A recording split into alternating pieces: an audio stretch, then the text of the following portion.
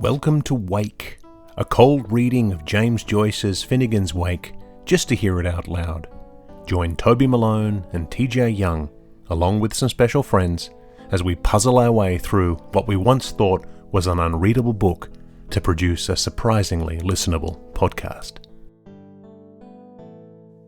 Welcome to a bonus episode of Wake, the podcast that knows its lines, hits its mark, and memorizes everything in sight, all as we head towards fulfilling a long-held bucket list item, reading James Joyce's Finnegans Wake out loud just once. I'm your host, Toby Malone, joined once more by the man with the longest memory in the business, TJ Young. Hi, TJ. Oh, hi, Toby. How's it going? I'm good. How are you? I'm doing great. I wish the sun would come out. Pittsburgh is still gloomy, but we're doing all right. Yeah, we got a dump of snow here in Toronto, so we're digging ourselves out from under that. But I feel as though we're honing in on spring. It's coming. Yes, it's coming. close. So I mentioned memory in that opening paragraph. We're going to talk about memory a bunch today. How is your memory? Like when you were an actor, were you good with lines, bad with lines? I was very good with lines. I just had to get it in my body. I was never the person who could just sit there and read it. Once I got blocking down, I could say, okay, I'm supposed to say this thing and move here and do the thing. It Right. takes the whole routine. But like if I can set it to a song, oh boy, howdy. Do I get Yeah. it quickly, you know? Good. Yeah, I got to say, memory was probably the thing that killed my acting career because learning lines was always a point of stress, and I was always that guy who was still calling line in tech rehearsal. I just couldn't. Yeah, it was one of those things, and maybe I've been hit in the head playing rugby too often. I'm not sure what it is, but memory was not my friend. So the reason why we're asking and about learning lines today is because we're very pleased to welcome an extremely special guest to Wake, a man whose feats of memorizations are so astounding that we're going to need to come to grips with the sheer possibility of it all. Neal Kosaly-Meyer, welcome to Wake. So great to be here. So, yeah, I mean, I apologize for just reducing most of my introductory statements to memory because it's obviously more than memory, but you are notorious or well-known or famous, however it is, as being the man who, in 2014, started memorizing and performing Finnegans Wake a chapter at a time, And so you've appeared on lots of different podcasts and things like that. I've seen you speak a lot on this, but what a project! What an amazing project! You tell us a little bit about how this all got started? It got started a long time ago. And John Cage is a composer that I revere, and who was, when he got excited about somebody or something, he would evangelize ceaselessly for it. And in the late 70s, he got excited about Finnegans Wake, created a beautiful composition, oratorio, based on the Wake, and which I enjoyed very much. And just hearing him talk about it persuaded me that, okay, I need to actually, come to grips with Finnegans Wake. So I picked up a copy, University Bookstore in Seattle. This would have been 1984. And crack it open and look at the first page. And the first thing that stops me dead in my tracks, like I think it probably does a lot of people, is, wait, there's 100-letter word like in the middle of this page. What am I even supposed to do with that? Well, the thought immediately came to me because I'm a musician, and so the thought question, what do I do with this, was followed by, oh, it's like one of these difficult Beethoven pieces that I work on and practice. And this is not something to be that you sit down and you read and you just go through it. If you want to get what that word is about, you have to take it into little bits. So, Yeah. Baba da, Baba da, just little bits at a time. Baba da, Garang. Okay. Baba da, Garang. I got that. Talk 'em and run. gone, run. Okay, that's a little bit bigger bite. I should tuck him in a run. So I worked at it like that, and I Hmm. learned it. And then I thought, okay, this word is also interesting because where do the stresses go? You're reading even the weird stuff in Finnegans Wake, you feel like you got a sense of there's going to be an accent on the beginning or something that's going to go like this. And this thunder word, you have to just as you're learning to say these things, it says, okay, where does it rise? Where does it Hmm. fall? How does it go? Um, so I worked on it and I worked on it, and finally, okay, here we go. Baba badaga rak takamin run kamperan tanaran to one thun provaron ordinance. And I was so pleased with myself. Of Uh, course. and the other great work of literature that then comes to mind is once I had done that is the classic "If you give a mouse a cookie," Hmm. because I learned that and I said, well, if I learned that, maybe I should just learn that paragraph Mm. Right. goes around it, which I learned that. And then by this time, I picked up Joseph Campbell's Skeleton Key to Finnegans Wake, and he's Mhm. talking about the significance of those first four paragraphs. I says, oh, well, I learned this. I learned the thunderclap. I learned the paragraph around it, but here's these first four paragraphs are all seem to be like a unit. So I'll learn Hmm. that one. And then by the time I learn that, then I think, well, maybe I'll just try and learn the chapter. And it was off to the races. Um, And so at it, what point did it become a performance piece? So when you've learning it is one thing, but when yeah, did you start saying it to people? I took it. It took a while. I think it was probably.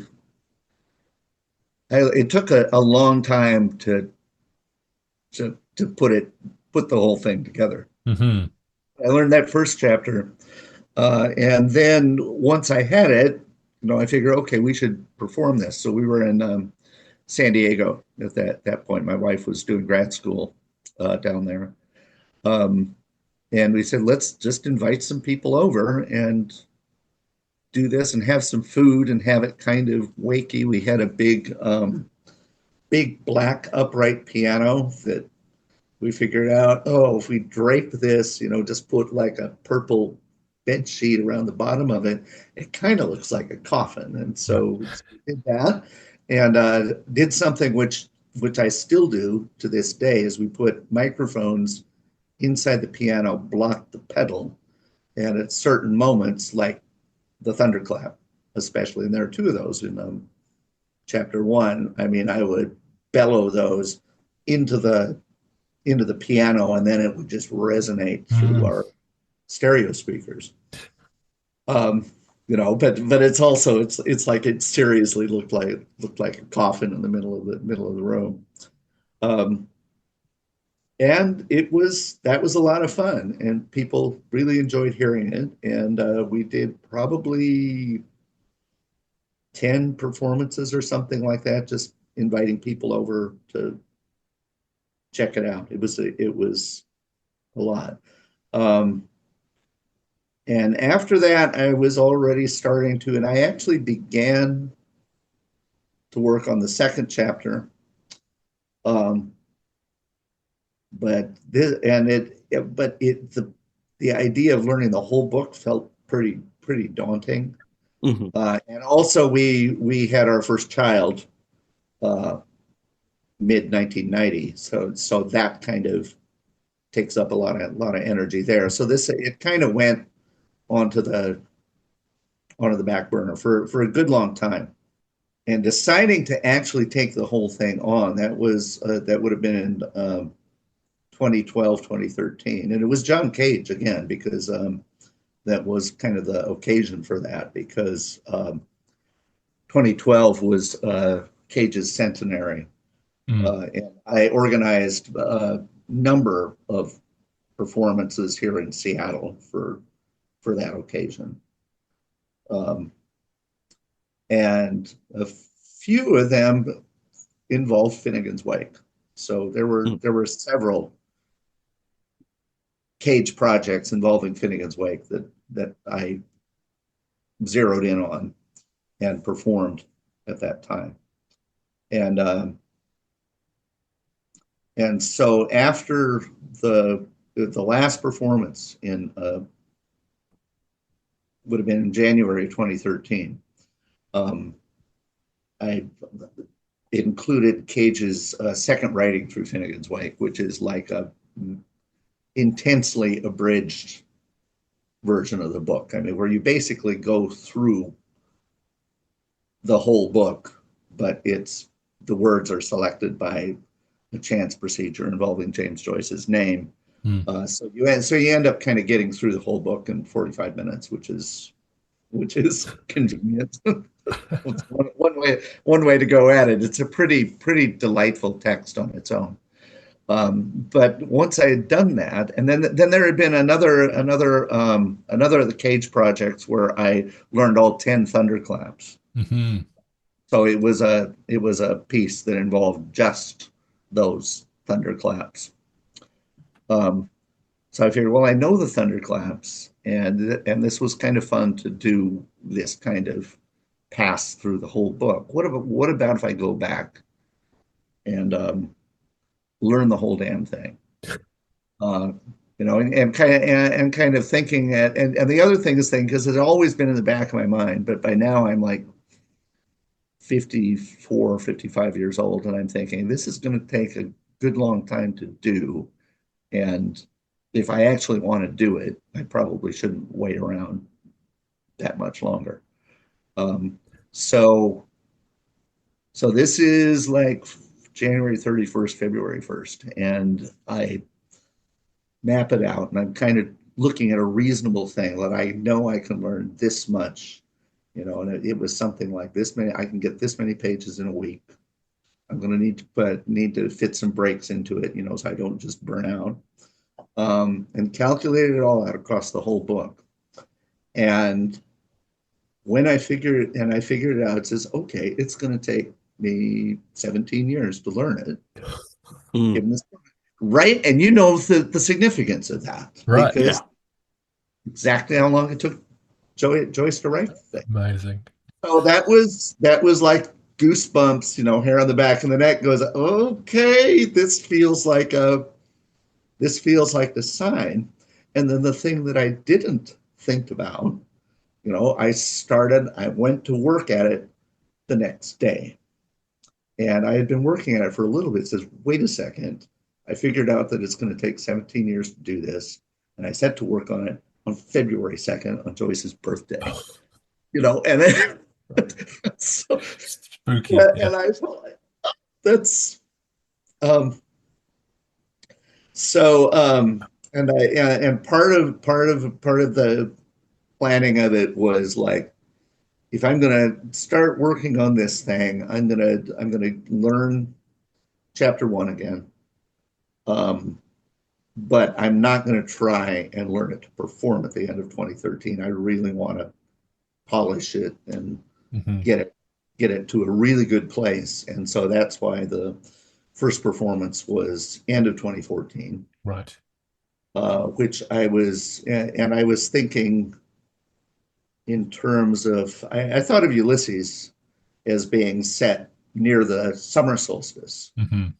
And so you have the book about the day is set, on the longest day of the year. And so I figured, well, I'll let Finnegan, feels like Finnegan Wake, sense to do Finnegans Wake, like toward the winter solstice. But I knew I didn't want to do it on the winter solstice because, trying to do something right before Christmas, I mean, that doesn't make a lot of sense if you actually want people to come out. So I generally, I did it, like mid-December, so 14th, 15th or something like that. And then I've stuck to that since then. So it's every mid-December, that trot out the new chapter. And this was 2024 was the first time that I actually have missed a year, and that's with good reason because the chapter I'm working on now is part two, chapter three, which is a monster. A monster. Yes. It's Yes. I mean it's like gonna take like 4.5 to 5 hours to Oh, perform. It's like and you don't break them up. Like for the long I ones don't like want that, to. you don't want to No, break them. No. it's like one of the main things that I've learned in the course of this project is there is a wholeness and a flow and a symphonic vibe to each of these chapters that that I'm one of the things I like to do with this is give people the experience of getting the chapter, getting the whole Hmm. thing, feeling the way it builds and culminates and the beats throughout that you get there. And so this is the compromise that's happening um, with this chapter is that I figure, okay, this is going to be impossible for me and for the audience for me to do the thing front to back in one go. I mean, we're just going to I'm just going to wear myself and everybody else out, and there's Yeah. not much to that. So I figure this chapter there need to be intermissions, Hmm. and I think with something that big, I mean, it's like a good demo size production, right? Yeah. That I want three intermissions. Right. And so this is probably about 2 years ago. I'm looking ahead to this. I say, okay, where do I put the intermissions? And so I get out my get out my book and find part two, chapter three, and I go flip, flip, flip, flip, flip. Right, and here, da, da, da, da, da, da. And we're about 10 pages in. So I figure that's probably going to be about 40, 45 minutes. That would be a good spot. Is there something here? And right here in the middle, it's 247. This is the restored text. Right. So with what I go with, uh, and there, right in the middle of the words, I mean, there's the paragraph. It'll lock to it. Blasphemed the now raging scamp-tail inflating furies, outstrues his camel skins, the flashlight of his eye wackering from the eye winker on his masttop, and a far he fared from Afric arena, and in near he night till blawland bearing bacon be the brazen sun buttered be the snows, and the sea shoaled the saw squalled, and soaking scupper didn't he drain. Next paragraph, one line, two words. A pause. Yeah. Oh, look at that. It just Look at builds that. it in for you. Oh, it says, no way. And so I figure, okay, I'm going to go flip, flip, flip, flip a little bit further and see, is he going to give me anything else like that's that perfect for it? And so here I get to 258, which is going to be like about another 45 minutes in or something Hmm. like that. And I got, so the Katies came and the Katies game, and so gang sludge nose, and that hench went what hopped it, donneth their doof to the Duros. And here in brackets, silence. Silence. Yeah. And Yeah. so I That's say, okay, I just need one more. I just need one more. Come on, Jim, help me out here. And so here we go, 274. So little ways down the road, longer chunk, but that's okay. And the pump and pipe pingers are ideally reconstituted. The potter and bowls are Peter packed up. All the presidents are determining as regards for the future the how-abouts of their past absences, which they might see on it hearing, could they want smell of tastes from touch, to what find values for the must overlistingness when X what is ungiven, as at where still hid. Plug. And the next paragraph begins, shut 'em up. yeah. You And get the TV turning off with a blunk, right? shut them up, Yeah. shut them up. Yeah, and Oh, and that's so I great. think, okay, well, there's my last intermission right there, Wow. And and I thought, and and so I think that's, I mean, these are kind of perfect. It's not symmetrical. It's like the first one is we got one at about 40 minutes in, another one about another 40, 45 minutes, and then this next one is probably about more like an hour and a half. Hmm. And then there's like another probably 90 minutes to go to finish up the chapter. But it's like, so those three spots, I'm going to do a 5 minute intermission for the first one, a 10 minute for the second one, and 15 minutes to let everybody, walk Yeah. around and stretch their legs before the home stretch.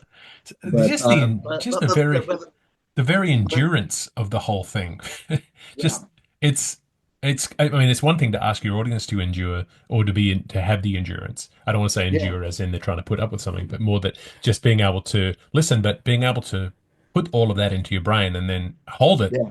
for upwards of a year um, is quite astonishing. I mean, it is.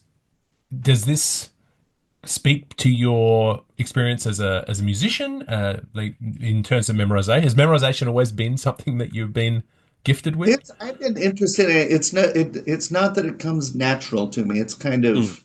kind of the opposite. I mean, it's like a lot of work for me to to put something like this together. Like I look at my both my wife and my daughter can basically hear a song and sing back the lyrics like, just after having heard it once or something like that. And it's like that it's always been taken an effort for it, for me to learn something like that. Um, as far as this thing, you may be surprised to learn that I've never learned like a 5 hour text before, let alone performed a 5 hour text. So it's a question is, can I actually do this? Can I actually pull this off? Yeah. So part of the prep for this is, I figured out as I'm getting this ready that one thing I don't want to do is go out and just perform this whole thing for the first time in December. So Mhm. a couple weeks back, we invited some friends of mine from work to come over and hear me do about the first 20 pages right up to that.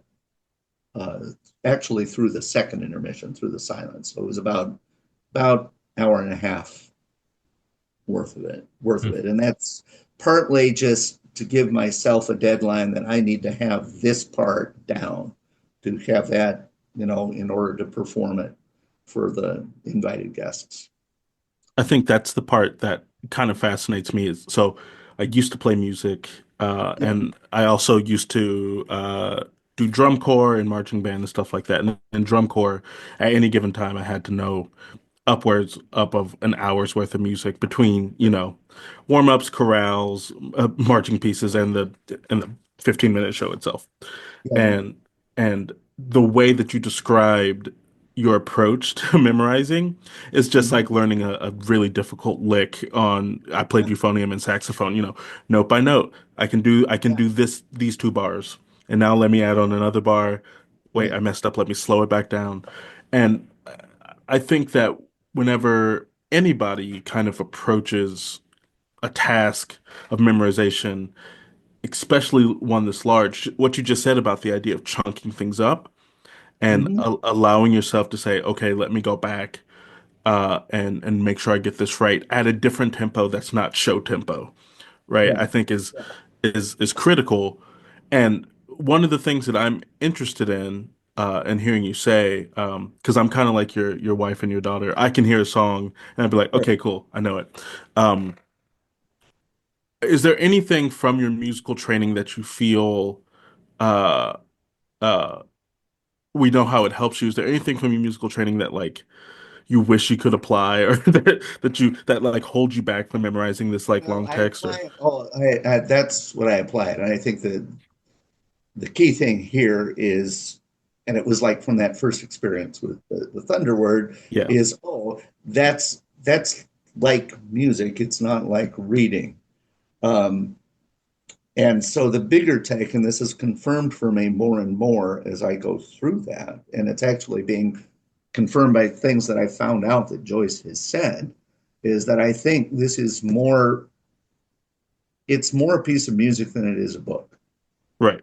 What Mhm. drives me to learn it and perform it is I'm imagining this world where Beethoven's string quartets are there, but it hasn't occurred to anybody to actually learn to play them.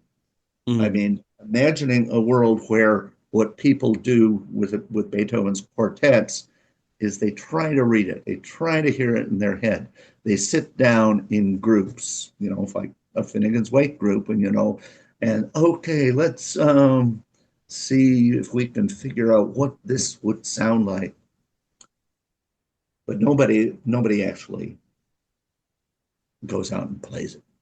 I mean, which is that would be, and that's like a horrible thing. I mean, to think of, people just sit around and look at Bach, Beethoven, Mozart operas, whatever, on their, just try and make sense out of it by digging into it on the page, Mm. but you don't hear it. You don't hear it. Is Uh, in your process is how important is pitch in you memorizing? Like, do you approach the text more like jazz, where you're like, however it comes out this time is how it comes out, or do you try to standardize, like on this word, I'm going to say it like this in this there's a intonation? lot of I mean, well, first of all, I mean, there are areas where Joyce is actually quoting specific tunes. I mean, I think this was back in chapter 6. Hmm. There were a couple of those things that there were very specific Irish songs that he was riffing on, and so when I figured that out, I went and I actually learned both of those songs. And of course, in chapter 2, there's the ballad where, I mean, that was one of the most delightful things Mhm. reading through Finnegans Wake the first time, that I get to the end and here's this thing that he's written it out. Mhm. He's written it out. And, and the challenge there with the Ballad of Percy Riley was that, I said, oh, that's cool that he's written this out. And then I would try to read it and I think, how does any of this fit with the tune he gave to The begin with? scansion with the How does notes, that yeah. work? Is he just messing with me? And so when I worked up chapter 2, I actually figured it out. Mhm. That, but so like it's like the third verse is, so the first one works fine. Have you heard of one Humpty Dumpty? We fell with a roll and a rumble and curled up like Lord Oliver Crumple by the butt of the magazine wall, hump helmet and all. And then they get successively more Yeah. difficult The to way the way the my favorite one is where Throbber's poor big cooking apron see balls down in was capital wicked wipe and fampany fingal bacoscaro desembarge ars boniface doxmin gamal norvegicus marcarogus red gamal norvegicus cod the Norwegian camel cod he is bigod. um so it's you can make it work, Mhm. and I mean, it seems kind of clear, like this where from Ross Polly. I mean, that this is like a big, flourish at the beginning, but then you say, oh, but you get back to here's where the tune fits. Um, Yeah, and when we recorded Percy O'Reilly, we had my wife as a singer, and so she sang and yeah, arranged it and played, and that was the verse that she had the most fun with as well, and she treated it like recitative almost, where she really allowed herself just to play within that moment, and that's always yeah, the verse that I found most interesting to listen to, is that it was the it's most interesting. fun Yeah, there. Yeah, it was beautiful. yeah, And Percy O'Reilly is the theme tune to our podcast. So it's but yeah, it's he gives you so much. He gives you so many of those little uh, uh, footholds that you can build yeah, a world within it. I I love. have yeah. Sorry, go on, TJ. I was gonna say I just love the sentiment of this book is more music than novel. Mm. It feels the longer we've sat with it and the more that we've encountered it and read through it, those times when we find the flow and the pocket of it of a section feels so satisfying. Hmm. And it now that you mention it, it's like I haven't felt that way since like sight reading a piece of music and being like, I know exactly what this is supposed to sound Yeah. like, you know? Yeah. Yeah, and it's fascinating because we have guests come on all the time who are reading, and generally they're not experts. So they come on nervous, and we always say, "Don't worry about the meaning. Just let Yeah. listen to it. Let the music of the words." And we all often use the phrase "music of the words" without even thinking about the meaning behind that. But we got the we always talk about the musicality of it. We said, just how does it make you feel? How does just allow it to flow over you? In the same way that if you were listening to a piece of music, no one gets to the end of a piece of music and says, "But I don't understand it, so I can't comment on it." But you go, "Okay, but how did it make you feel? Did Yeah. it make you feel happy or sad?" Or so we don't necessarily, or even song lyrics, you don't understand. We're only 4 days away, 4 days out from Kendrick Lamar performing at the Super Bowl, and the big result was people were like, "I don't understand what he's saying," and you go, "That's not the point. That is not the point. The point is how are you feeling? What is being set up here?" So yeah, that's a really fascinating. Extraordinary performance. Oh yeah, incredible. Extraordinary performance. That was, and actually, I mean, when I think, I mean, the connection I have with that was the first international Joyce symposium I attended was in Antwerp in 2018, and one of the first papers that I heard read was this guy was talking about Kendrick Lamar and James Joyce, Mm, you know, side by side. Um, but that's exactly it. What I kind of loved about that halftime show was being kind of lost. I mean, not really having heard a little bit about the Kendricks and Drake's hmm. beef, and on the and I listened to that to Not Like Us earlier, which is pretty hysterical, Hmm. um, and but I didn't have a lot of context for it. It feels like Yeah. it's like, okay, this thing is on YouTube. I'm going to go back and Yeah, kind and then all of the opinion pieces on it have been the skeleton key, where they've said this imagery, and then all the dancers arranged in a certain uh, uh, formation on the stage is spelling out words in braille, and all these crazy crazy things, brilliant like Easter eggs. But exactly like the wake, where you go, I don't know what's going on. I can go and use Joseph Campbell to help me understand it, or I can just enjoy the music of it. Like that's the some really. interesting thing about the wake, I mean, and this came up just now, is that in all of the chapters that I've done so far, I try to write, this is what's happening here. Always with the proviso that you're Mhm, not necessarily going to follow this, but this is kind of where we are with it.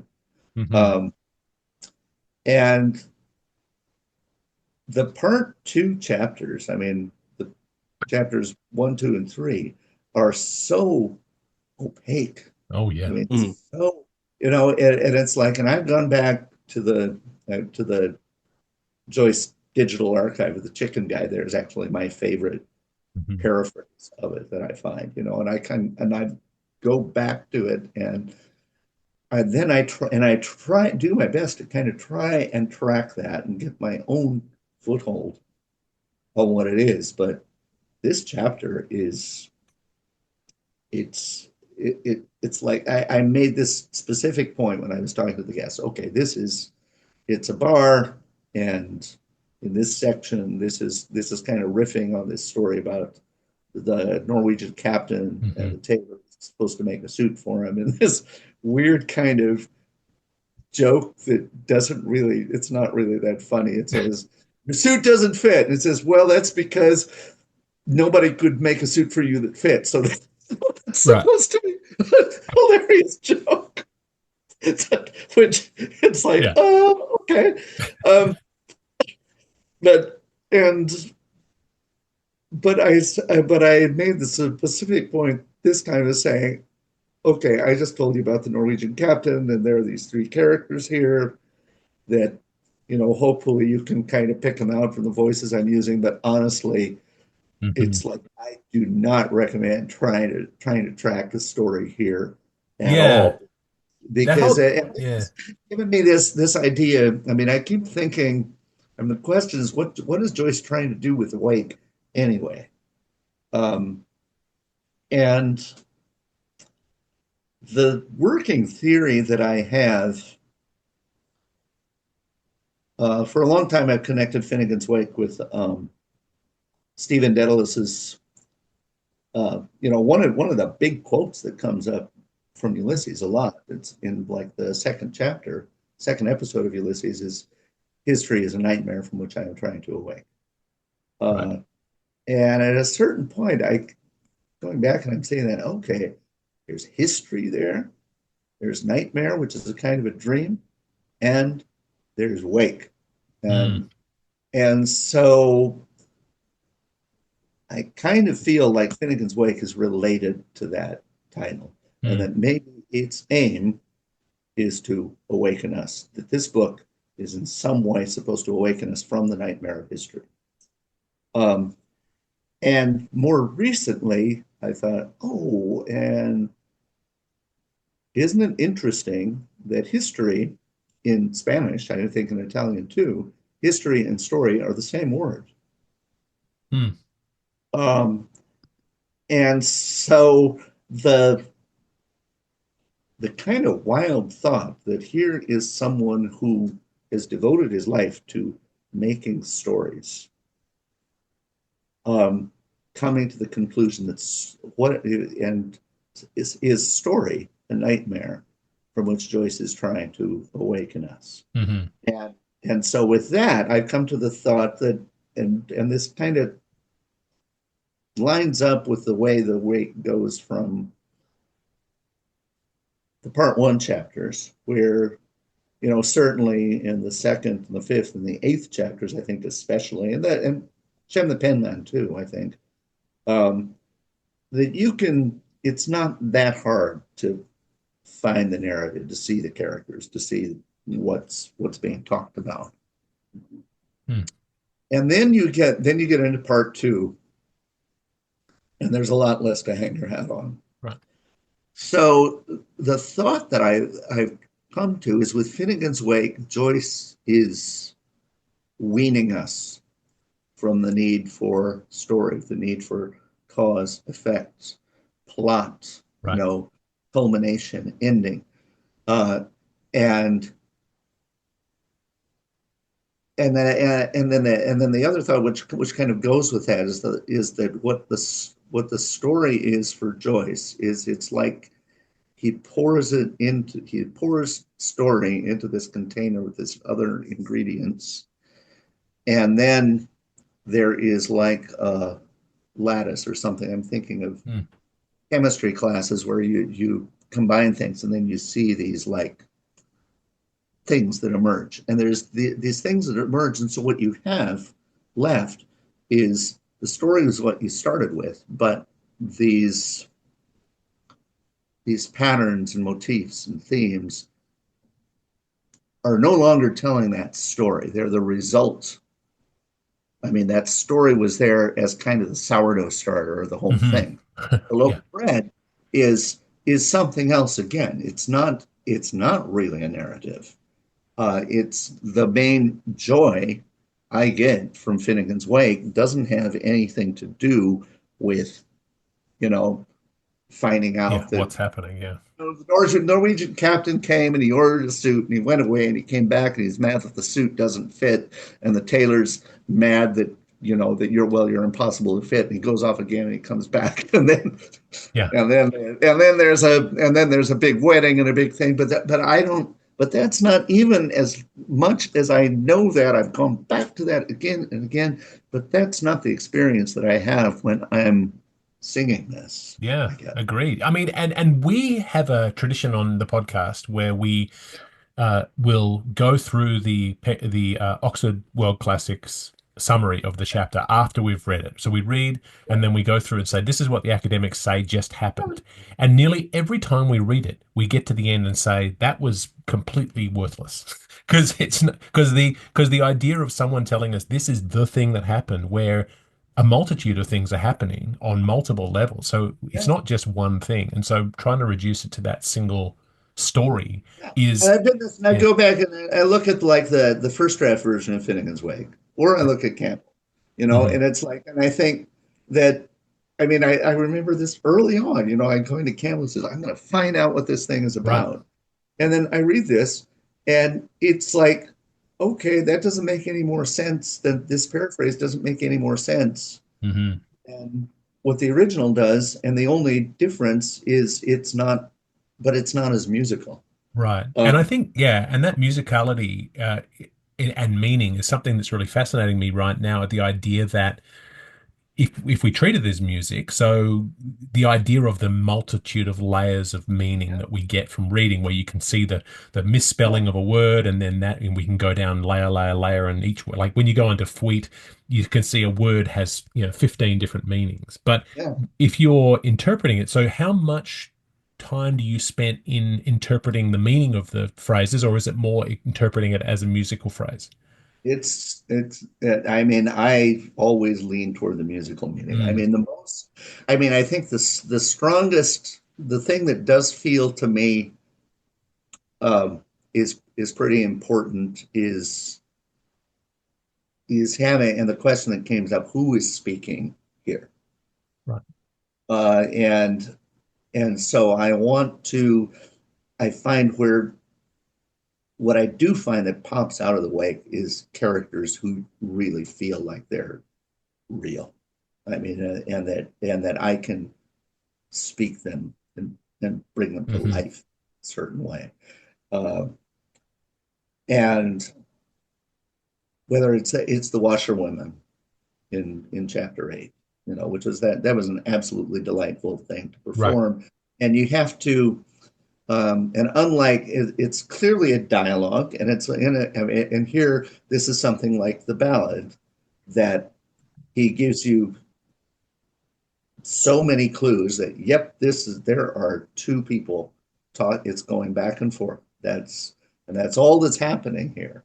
It's these two characters, but it's not clear. You don't see like mutt jute, Right. duck, tap, whatever here. You have to figure out, okay, this is where she stops, and this is Yeah. where she picks up, and this is where she and so there's work, but you can find it. Yeah, we found that because we work on a cold read, we've found often that we right in the middle of a chapter, and then we go, oh, there are multiple voices here, but because we haven't Yes. rehearsed it, because we don't rehearse it, we think, oh, this would probably be a lot richer if we had anticipated this, and obviously we can't in the format that we're doing. We found that in the Senators 4 section in book 3, where there are multiple voices, and it's like ventriloquized all by Right.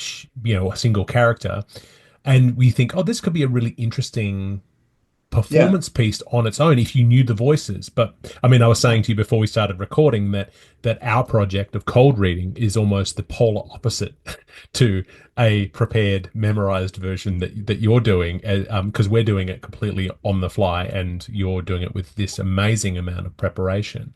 Um, but yeah, I mean, yeah, Our cold reads often remind me of that first time I was in like an orchestra when playing through a piece and you hear those beautiful musical crashes where it's like everyone's Mhm. lost for a second and then they find it again. And I think the thing that I'm enjoying about that is that, during that time, especially the first time playing through a piece of music, they're like, we just gotta get to the end. I promise you, you'll be okay. Like, Yeah. and you'll be able to figure out what it is. You'll be able to decipher it. We just gotta get to the end. Um, and there's in the novel, the book, like you said, you turn to that first page, and it's like, oh, there's a lot of notes. Yeah. Yeah, Yeah. and then when you get used to like, I really just have to play it down, and then I'm gonna find something along the way. I think that's extremely fascinating, and I'm curious if, like a piece of music, what has been the strongest audience reaction that you've gotten? And if so, like what section do you think resonated the most so far that you've performed? The one that I remember, the one that really surprised me was when I did part one, chapter six, which I was actually kind of terrified to take out in public. I knew it really well, but it felt to me like chapter six is largely dealing with the varieties of tedium, Hmm. of how many different ways a person can be like a complete bore. And Um, this is the quiz section, right? this is the quiz. This Yeah. is the quiz. Yeah, and it's like Joyce is always encyclopedic, and this is like an encyclopedia of the tedious, whether it's that pages and pages and pages and pages of attributes of HCE. That's the first question, Right. or the Izzy question, where it's like you're just listening to this teenage girl with her seemingly with her cat, just just going on and on and on and on And you about forget one. they asked a question at all. And then there's the and then there is this hilariously full of himself professor. I mean, at the second to the last question, which also goes on and on and on and on and on. And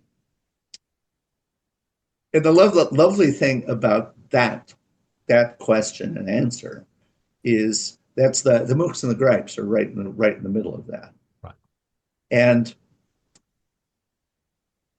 brief tangent, but very important here, is one of the things that I've come to love about Joyce is where he always takes his game to the next level on the last page of it. I mean, whatever he's writing, it's like he knows that I have to, boom, I have to bring this thing home. And he did it.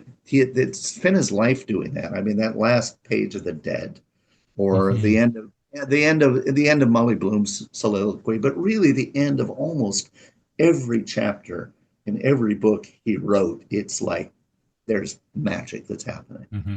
Okay, so going back to the mooks and the gripes, um, coming to the end of that, he writes that as if this is the end of the chapter, as if this is. I'm gonna find it here because it's so beautiful.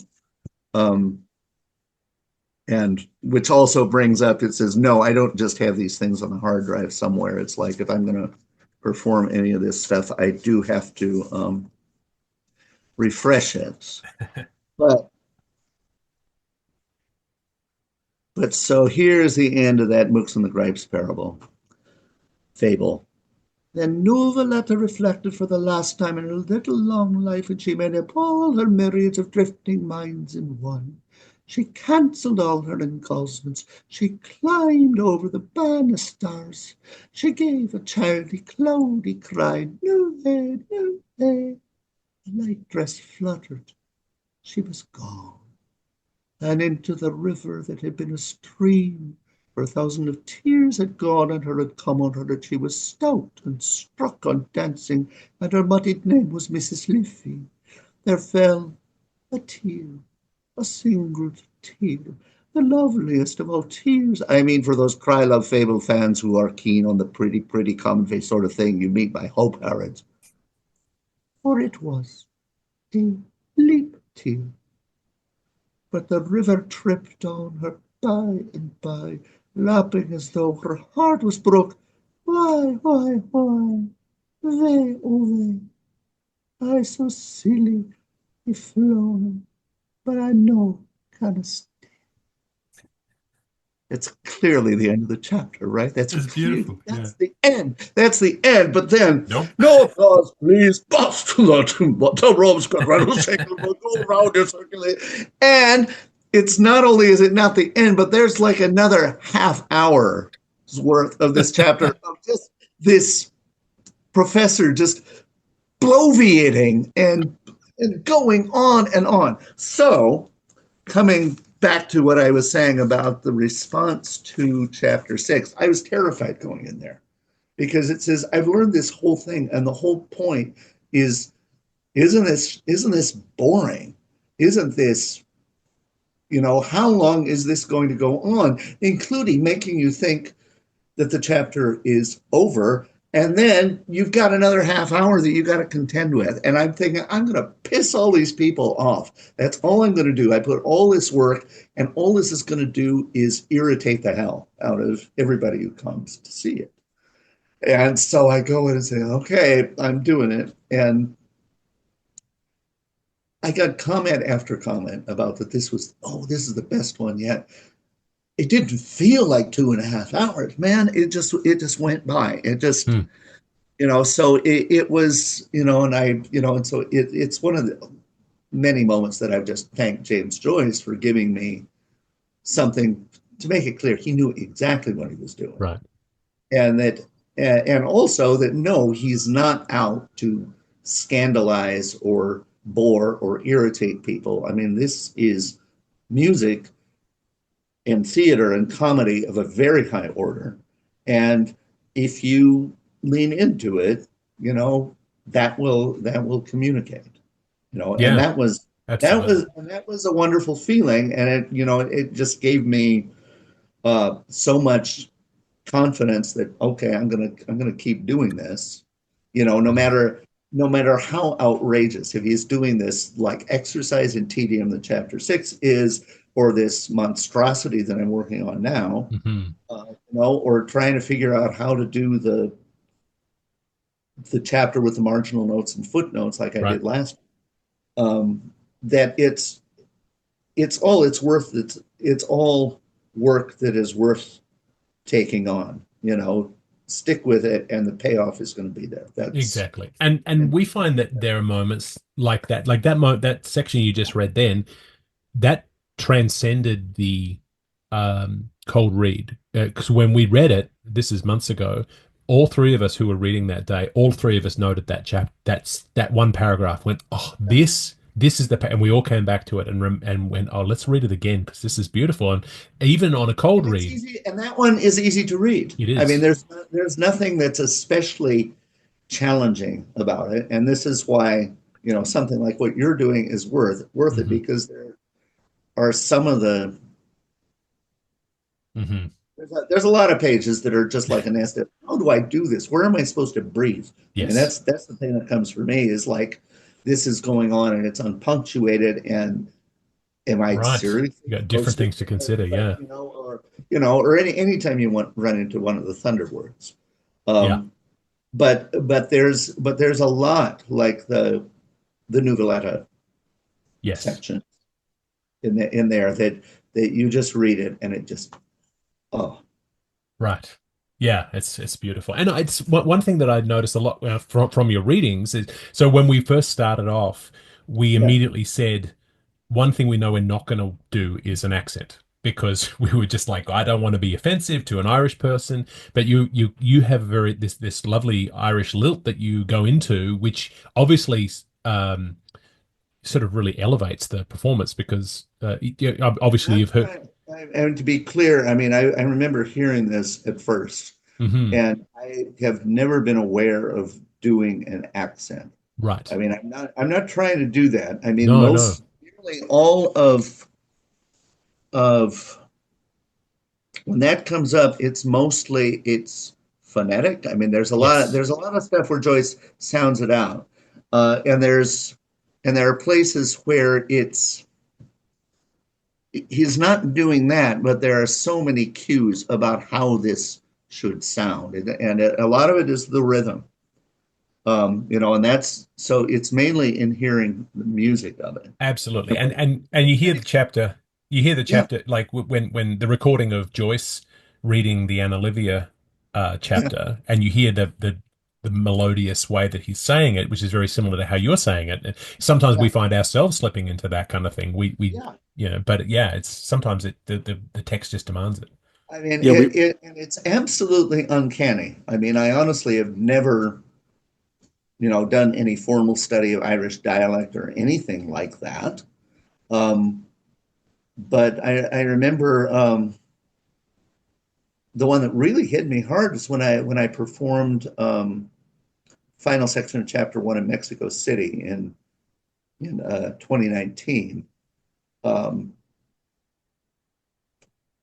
I'm blanking on his name, but he's a limericker. He's a scholar at the Dublin Joyce Center, Hmm. and brilliant man. I mean, and Terence, blanking on the name, and I don't have any way to look it up right now, but absolutely incredible person. And he said that my Irish accent in that last section was note perfect. This is an Irishman telling me that, and I'm honestly, only going with the page and trying to listen to what's this supposed to sound like. Yeah, Hmm. that's the thing that we've pointed out That's a couple times where it's like the speaking of it forces the sound to be what and it actually is a feat because I feel like contemporary writers are so afraid to write in that specific of a voice because they don't want to alienate. But the thing that I've grown to love about this book is that it's not about alienation. It's about truth and authenticity in that way. mm, I wanted to get back to the question about audience response, and there's one particular individual response to something I did that was also one of my favorite comments that I ever got. And this is from my friend Jessica Kernahan, who is from Ballymena near Belfast. And she works we both work at the Museum of Pop Culture in Seattle. And she's been in the States for a little while. But naturally, we early on started talking about Irish stuff. Um, and she came to this was and we met the year that I was working on part two, chapter one, which is the kids at play. Hmm. That's um, and she came and heard that, and what she told me is that hearing this was like it took her back. She says it sounded like my elementary school playground. That's what she said. I mean, that she said it was like, and almost like it was a magical time and space travel thing that I took her back to grade school and hearing all the kids and all the games and the rhymes and everything that Right. were going on. Um, you know, and that that's one of the every once in a while I get like a validation or confirmation on this thing, and and that was and when Irish people in particular, connect with it, I mean, and really like what I'm doing with it, it means a whole lot. Yeah, and it's one of those things that people who like Joyce really like Joyce. I think that there's not many people are halfway on him, and so when we first started this podcast, we were very concerned that there were going to be some kind of snobby academics out there who were going to have an issue with what we were doing, but we still haven't met any. Everyone is so kind and so open and so enthusiastic about working on this sort of stuff, and so I can only imagine that there'd be just admiration and positivity for this monumental project that you've got because no one's done anything like this. I mean, there's obviously readings out there. You can listen to the 30-hour audio book that, there are a bunch of those. But to memorize it and to perform it over these many years it's an incredible process. I mean, it's one thing that a question that I have is that how long do you retain this? Do you hang on to the past chapters? I mean, you're never going to get to a It's point. there. I mean, originally, I mean, my intent with the project, and I was able to keep this up for a good long time, Hmm. is I would, um, from 2014 up um, through 2021, I guess, I would reprise every chapter that I had learned before. So I would do. I mean, and that was including in COVID. That was when I started doing the Facebook Right. live performances, and that year I did. That was the year I did part one, chapter 7, and I did all 6 before. Um, and that year I could feel that I was starting to feel the strain.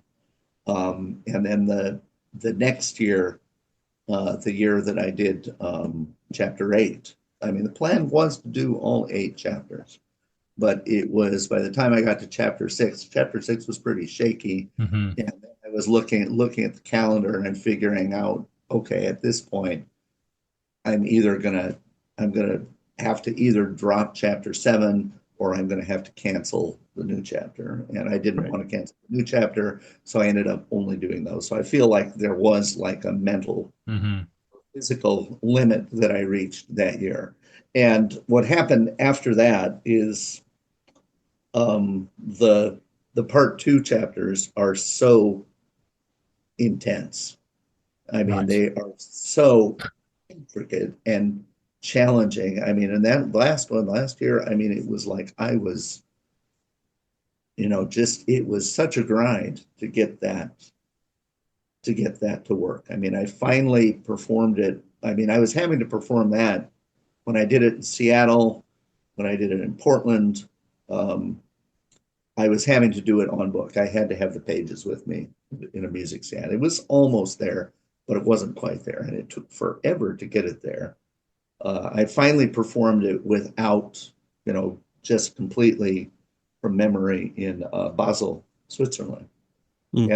and then the YouTube performance I did shortly after that was also off book, but it took a really long time to get that, uh, and also really delayed my getting started on the the third chapter, part 2, which is why, in large part why I wasn't able to do it Right. this past December. And TJ and I are both theatre people, so we sort of go straight to the place of performance. Do you work with a director or a stage manager? In terms of staging it? From what I've seen some videos online of you performing, but there's certainly there's blocking that's built in there. Do you and Well, what, props what there and what there things? is I mean it's like it's tour de force. I mean it's like I'm doing this and setting this up. In Seattle I have a beautiful space to do this. This is the Chapel Performance Space, which is in the Good Shepherd Center in the north end of Seattle, which was formerly uh, uh, a home for wayward girls. So basically reform school for girls who went out and got pregnant. Um, and it was, interesting poetry was built in 1904 in Seattle. So it's this big Catholic heritage building, enormous building, and the theater, the chapel performance space was the actual chapel where the girls would go for mass, presumably. And it's this interesting. It has a strong liturgical vibe still. Very interesting acoustics. Kind of suggests a cathedral style reverberation, but it's just a hint of it. Um, and the staging of it, what I'm doing is the first chapter, kind of I moved in a circle around the stage itself. Um, and the piano is on the stage, and going back to that performance I described in things, we mic the piano so that there are sections, thunder words or other Hmm. important sections, I'll declaim right into there and it resonates and reverberates. So after the first chapter, the second, third, and the fourth chapters were like the stage is 12 o'clock. Um, chapter 2 was 9 o'clock. Chapter 3 was 6 o'clock, and chapter 4 was 3 o'clock. And there would be progression. I mean, I divide each of the chapters up into 4 things. So there would be movement to 4 stations along the way. And so by the time I got to that 4th chapter, by the time I finished it, I was back up on the stage for the first time since chapter 1. Hmm. And then the chapters since then, 5, 6, 7, and 8 are all, constituted like a very slow movement from 9 o'clock to 6 o'clock. The part 2 chapters are making the same very slow progression from 6 to 3. And then the part 3 chapters will be, all bring me back to the stage. And then the final chapter will be all on the stage. Fantastic. So That's just, yeah. There is stage direction, but it's Yeah. very, very long term, and Yeah. That's wonderful. Yeah. I just asked. We have a good friend, Richard Hart, who has his own performance project, and theirs is very much theatrically minded, and so it's just interesting to see the different perspectives. But we've taken up so much of your time, and so we'll let you go. But I want to make sure that if anyone's in the Seattle area, the plan is that the next chapter 2, 3, 4. Will be performed. So it's the second Saturday in December. I think it's the second or third Saturday in December. And so that's at the Good Shepherd Center in the Wallingford neighborhood in Seattle, which is on the other side of the country from us. So we'll have to just hear about it. But if we have any Wake fans in Vancouver or Seattle or Bellingham or anywhere like that, then yeah, it's just, it's incredible what you're doing. And so the idea of finishing in 17 years, the same amount of time that Joyce took to write it, is such an incredible achievement. And, we just, I can't quite get over that you're doing this way. And so hopefully we'll be able to. I kind of look at what I'm doing sometimes. I think, whose idea was this? It's incredible. Well, thank you, Neal. I mean, we're going to link to some articles that we have on your performances and your social media and things like that on our show notes, so that if anyone's interested in finding Neal or finding the performances, then that's all available in our show notes. But it's really quite incredible, and just the attention that you're putting on this text and discoveries that you're making really inspire us, because we thought that we were undertaking a monumental process. But spoken with Gavin Kennedy. Is that name familiar at all? No. He's doing something that parallels what you're doing a little bit. He was that he's goes around the world. He goes to Burning Man. He comes to the Joyce symposiums, and then just invites people to come read a page of the Wake. Right. And then he gives them and asks them, what do you want for a soundtrack? What music do you want behind you while you're doing this? And then films it. And he and I can't remember what he calls the project, but it's Gavin, Gavan, and Kennedy, just like Kennedy. I mean, you should. Yeah, that's amazing. I know that TJ is going to be laughing at me right now, because every time we think we're nearly at the end of the podcast, I emailed him and say, I have one more bonus episode. I need to add one more thing, because we keep finding these fascinating people.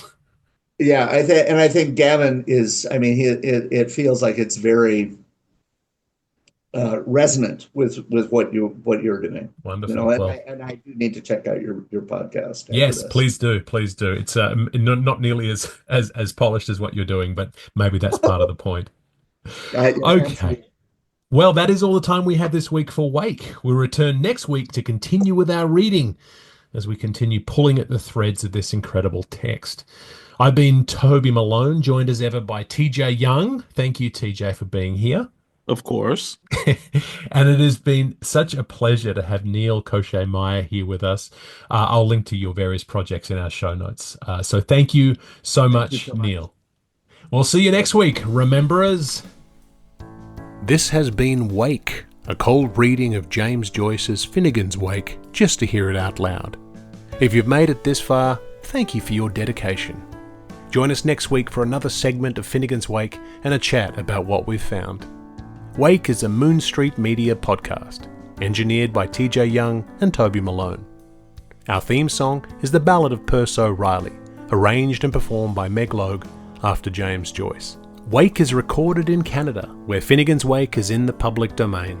For community and bonus content, join us at our free Patreon at patreon.com/wakepod. If you have questions about Finnegans Wake, don't ask us. We're just as confused as you are. See you next week.